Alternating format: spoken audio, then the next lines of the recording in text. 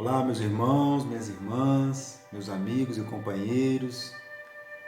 Estamos aqui iniciando mais uma semana, sedentos do Evangelho de Jesus, sedentos das lições que Emmanuel nos traz no livro Vinha de Luz, continuando esse trabalho, dessas reflexões e dando continuidade às lições que a gente viu na semana passada, número 140, número 141, o capacete e o escudo. Agora a gente buscou uma continuidade ou um complemento, como queira chamar, na lição 40, fé. Mas os cuidados desse mundo, os enganos das riquezas e as ambições de outras coisas, entrando, sufocam a palavra que fica infrutífera. Essa palavra do nosso Mestre Jesus está no Evangelho de Marcos, capítulo 4. A árvore da fé viva não cresce no coração miraculosamente. Qual acontece na vida comum, o Criador dá tudo, mas não prescinde do esforço da criatura. Talvez aqui Emmanuel já podia encerrar a lição, né? E a gente vem falando sempre nas reflexões do Vinha de Luz, das palavras de Emmanuel, como que ele ressalta isso daqui, olha, não prescinde do esforço da criatura. Ou seja, cabe a cada um, necessita cada um dar a sua cota de contribuição para si mesmo. Qualquer planta útil reclama especial atenção no desenvolvimento. Realmente, qualquer planta útil, ou seja, que dá frutos, que fornece sombra, qualquer planta que seja, a partir do momento da germinação, todo aquele processo necessita de quê? De uma atenção especial para que ela se desenvolva. Aí a gente pode também trazer essa analogia para as nossas crianças, aquele germenzinho que está ali se desenvolvendo, até os 7 anos ainda completando, fazendo esse processo para completar a sua encarnação. O que precisa? De um cuidado especial, uma atenção especial. Então, a planta, que também é muito utilizada pelo próprio Cristo, Emmanuel também aqui nas suas reflexões chama-nos a analisarmos a natureza para trazermos ao nosso coração esse entendimento e essa necessidade. Olha. Indispensável cogitar-se do trabalho de proteção, auxílio e defesa. Emmanuel está falando da planta ou está falando do nosso coração?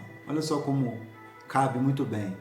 Para mim, ele está seguindo aqui o exemplo da planta, mas, obviamente, a gente traz para nós. Estacadas, adubos, vigilância, todos os fatores de preservação devem ser postos em movimento, a fim de que o vegetal precioso atinja os fins a que se destina. Então, meus irmãos, proteção, auxílio, defesa, cuidados, vigilância, adubos. Então, vale a cada um de nós olharmos para dentro dos nossos corações e enxergar qual é o ponto que a gente precisa adubar, qual é o ponto que a gente tem numa qualidade, para a gente adubar, para a gente fortalecer aquilo se tornar cada vez mais perene e mais à frente dar mais frutos. Quais são os pontos que necessitam de vigilância, de atenção, de poda. A conquista da crença edificante não é serviço de menor esforço.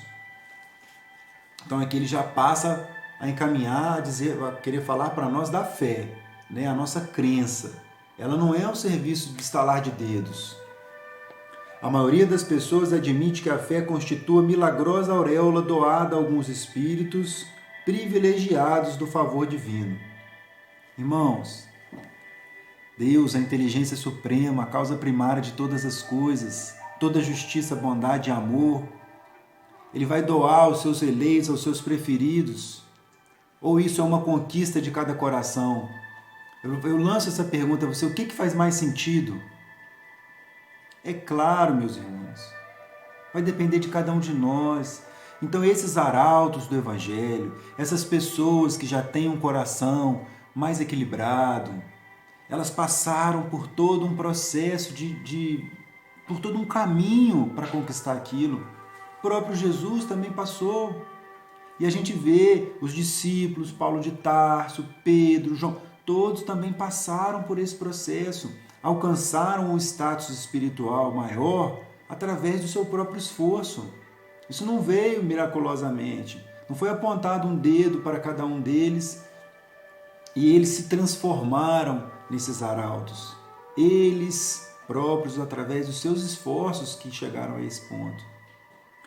Isso, contudo, é um equívoco de lamentáveis consequências, ou seja, ainda acreditarmos nesse passe de mágica, nos eleitos, nos escolhidos. A sublime virtude é a construção do mundo interior, em cujo desdobramento cada aprendiz funciona como orientador, engenheiro e operário de si mesmo. Olha que bacana, agora Emmanuel já fez uma analogia com a construção. Né? Olha, orientador, engenheiro, operário. É o que nós podemos e devemos fazer com os nossos sentimentos, com as nossas atitudes, para que alcancemos essa fé robusta, essa construção do mundo interior por nós mesmos, pelos nossos esforços. E olha que belo é o Evangelho de Jesus, que belo são os ensinamentos e direcionamentos da doutrina espírita. A construção do mundo interior.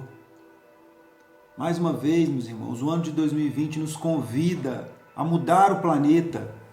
Mas como vamos mudar o planeta se não mudamos a nós mesmos? Se não pegamos os nossos sentimentos ruins e podamos, os nossos sentimentos bons e adubamos? Como se a gente não faz essa busca interior, como se nós deixamos passar os dias sem a energia que a mudança necessita em cada um de nós? Não se faz possível a realização quando excessivas ansiedades terrestres, de parcerias com enganos e ambições inferiores, torturam o campo íntimo à maneira de vermes e malfeitores atacando a obra. Ou seja, é o enfoque à vida material, é o enfoque ao próximo momento de prazer, ao próximo encontro com os amigos, à próxima viagem, à próxima qualquer que seja que motive o seu coração, que haja, por óbvio, distante da nossa vida espiritual, dos nossos valores eternos. Então, essas situações, elas atrapalham essa realização da fé verdadeira nos nossos corações. Gera, olha, ansiedades terrestres. Quantos de nós não estamos vivendo essa ansiedade terrestre no ano de 2020? A lição do Evangelho é semente viva. Ou seja, não adianta pegarmos o Evangelho e colocarmos ele na nossa gaveta e lá ele ficar, ou pegarmos o Evangelho de Jesus, lermos, conhecermos todos os capítulos e versículos do evangelista tal, do evangelista tal, conhecermos o Antigo Testamento, se não colocarmos em prática.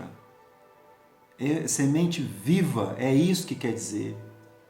É vivermos esse Evangelho, é tomarmos conhecimento e colocarmos no nosso dia a dia. O coração humano é receptivo, tanto quanto a terra. É aqui ele faz o laço, né? Mais uma vez trazendo o exemplo da natureza, das plantas, das árvores, comparando o solo ao nosso coração. Olha que maravilhoso. Basta, né, analisarmos o que estamos plantando nesse coração humano, que, né, habita o nosso espírito, habita o nosso corpo físico, os nossos sentimentos, os nossos valores. O que nós estamos regando, o que nós estamos adubando. Vamos fazer essas perguntas para nós todos os dias. E não temos vergonha dos erros que cometemos e que ainda vamos cometer. Mas que busquemos a todo momento, que percebemos o erro, que percebemos o momento, os valores que estamos alimentando, que possamos rever e fazer diferente.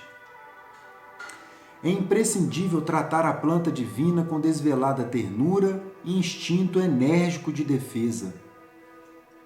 Para com os nossos corações e nossos sentimentos também, ternura, carinho, entendimento para conosco mesmos, mas que também tenhamos essa energia de defesa. O que é isso? É brigar com as pessoas que não falam a mesma língua que nós estamos querendo falar, que é a língua do Evangelho de Jesus? De maneira nenhuma. É brigarmos com quem tem uma ideia política diferente da nossa, com quem torce para um time diferente do nosso, para quem gosta de um esporte diferente do nosso? De maneira nenhuma. Porque Jesus, toda a sua passagem, ele esteve, enérgico na defesa dos valores morais, dos valores que ele veio nos ensinar, mas em nenhum momento precisou usar dessa energia com violência, com desforra, criando qualquer tipo de conflito que não seja com carinho, com amor. Mas principalmente eu dei exemplos aqui do nosso entorno, de situações que a gente vive na Terra, nesse momento principalmente, mas que essa energia de defesa seja para conosco mesmo, para que nós possamos nos podar, para que nós possamos nos controlar as reações que muitas das vezes nos causam complicações, e onde vem o nosso orgulho, o nosso ego, porque a gente às vezes até reconhece o erro, mas fica duro para poder pedir desculpa, para poder correr atrás, para poder buscar esse perdão. Da mesma forma, quando somos ofendidos, o perdão é difícil de sair para esse irmão, essa irmã que possa ter nos magoado. Então, que essa energia de defesa seja para combater isso, o nosso egoísmo, as nossas limitações. Há muitos perigos sutis contra ela, quais sejam os tóxicos dos maus livros, as opiniões ociosas, as discussões excitantes, o hábito de analisar os outros antes do autoexame. Emmanuel, você vê que nessa frase aqui, apesar dele não ter escrito aqui sobre a rede social, sobre a televisão aberta que chega às nossas casas, os jornais impressos que ainda circulam, mas o cerne do que ele está falando aqui é o que está acontecendo conosco, o tóxico que a gente está deixando entrar na nossa casa. Olha só, as opiniões ociosas, como que hoje está na internet, isso bombando, meus irmãos. A própria quarentena, os próprios acontecimentos do ano de 2020 deram uma liberdade para tantas pessoas pegarem um telefone e gravar mensagens. O YouTube está pululando de coisa que não presta. Mensagens ociosas, discussões excitantes. Olha o Facebook, às vezes você entra e está aquela guerra, por causa de quê? Por causa de nada. E esse aqui, talvez muito poucos de nós temos esse hábito, hábito de analisar os outros antes do autoexame. Vamos analisar o que está chegando para nós, o que nós estamos alimentando nessa caminhada. Vamos passar um filtro do que passa da porta da nossa casa para dentro. Vamos passar um filtro do que a gente olha, do que a gente toma conhecimento, jogando para o nosso psiquismo, para o nosso coração. Vamos nos analisar primeiramente e com uma régua bem rígida, antes de pensarmos em analisar os outros. Evitemos os combates desnecessários. Evitemos as opiniões ociosas. Vamos trazer as nossas conversas para assuntos edificantes, amorosos, caridosos. Para finalizar, ninguém pode, pois, em sã consciência, transferir de modo integral a vibração da fé ao espírito alheio, porque realmente isso é tarefa que compete a cada um. Então a gente não pode transferir isso nem para um filho, a gente não pode transferir isso nem para um idoso, para um avô, para um pai, uma pessoa que esteja precisando deixar essa fé mais robusta, mais racional. Isso é obra de cada um de nós. E é aí que está o belo.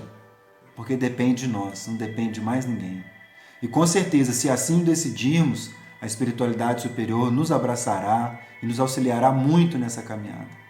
É o que eu desejo para todos nós que estamos buscando essa reflexão juntos nesse momento. Um grande abraço.